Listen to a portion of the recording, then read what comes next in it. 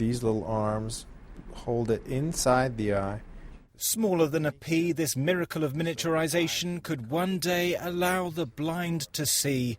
The camera is so tiny, it fits inside the eyeball, the world's first true bionic eye, and it could be implanted in a patient in just 3 to 5 years. The kind of interpretation the brain can fill in, a lot of the missing information, this field is really blossoming. So in the next 4 to 5 years, I hope, and we all hope, that we see technology that's much more advanced.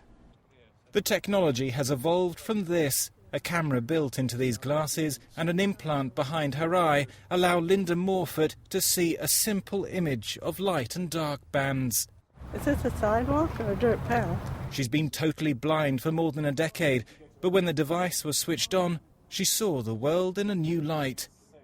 I can shoot baskets with my grandson, and I can see my granddaughter dancing across the stage. So I can see things, The Argos implant was invented by the Doheny Eye Institute in Los Angeles and the company's second site. The camera captures images and converts them into an electrical signal, which is then transmitted wirelessly to an implant behind the retina.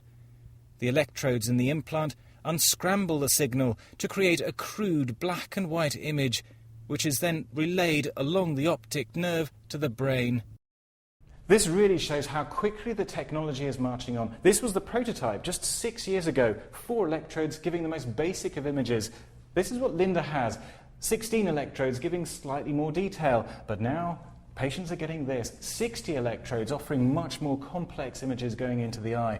This is what scientists are working on now, 1,000 electrodes that should even allow facial recognition, and in the future, who knows, perhaps even colour.